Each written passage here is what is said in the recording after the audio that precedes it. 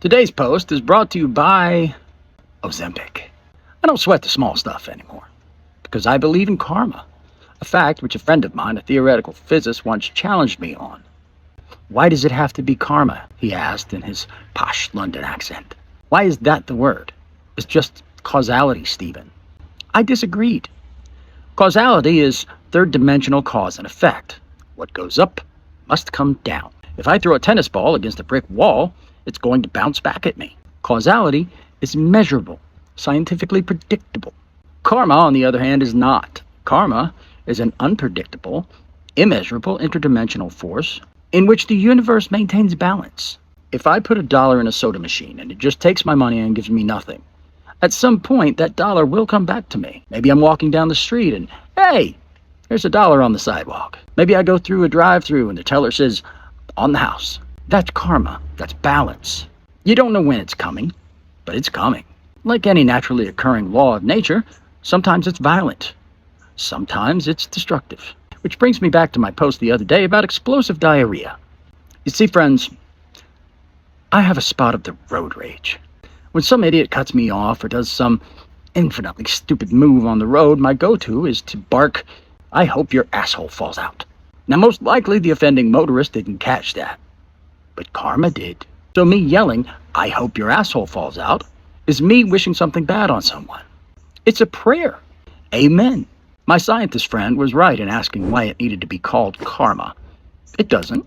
Karma is just a word. Secular society has many ways of saying it without invoking the word karma itself. What goes around comes around. You reap what you sow. You made your bed, now lie in it. Chickens are coming home to roost. You live by the sword, you die by the sword.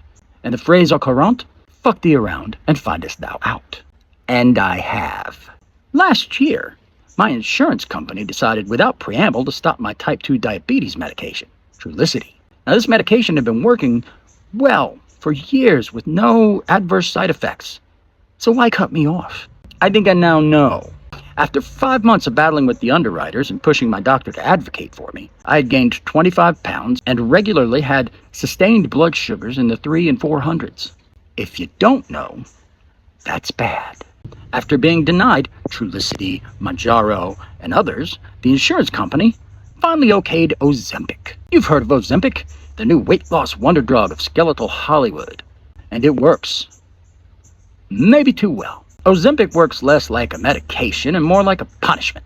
A pharmaceutical fuck you from your friendly neighborhood providers. Now, at my normal state of affairs, I am 5'11", 183 to 185 pounds with a 32-inch waist. When I started Ozempic, I was 215 pounds and had been forced to dig out my 34-inch fat pants, or just consign myself to elastic waistbands. From a layman user's POV, Ozempic is a shot, taken weekly, that works like so. First is a powerful appetite suppressant that cancels cravings by making everything you put in your mouth taste like a cross between a rhinoceros's butthole and a dead man's taint. This is accompanied by wicked acid reflux and burps that taste like a 2 a.m. nightclub trash bin full of old beer. To anyone unlucky enough to be standing near one of these hell belches, I'm told it smells like deep-fried doo-doo. Second, a little karmic bitch slap I like to call 2 days on the toilet, or the Ozempic trials. I call it the Ozempic trials because during this period you don't dare venture far from a bathroom because you will, without warning, soil yourself. Yeah, that's you on Ozempic, sprinting to the nearest bathroom like an Olympian during a qualifying heat. The first time I discovered this feature, I was too slow off the starting block. It was 4:11 in the morning when I shit the bed. I then spent the next hour and 10 minutes on my phone, on the toilet, sending emails, canceling my day. Just when I thought it was over, I stood up and immediately knew it wasn't. I was on the loo for so long my legs fell asleep. When I finally emerged, feeling sullied and fragile, I walked back to the bed like a newborn giraffe.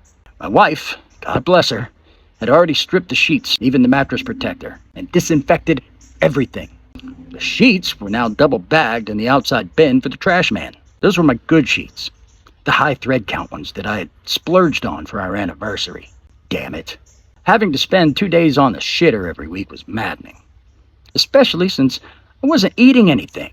Where was all this ammo coming from? Weeks turned into months as I tried to hack the Ozempic side effects. I figured out that the explosive diarrhea part started roughly 4 days after my shot, so I adjusted my schedule, taking my injection on Tuesday. Now I could finish my work week, although it meant sacrificing my weekends, but fine by me, I'm married.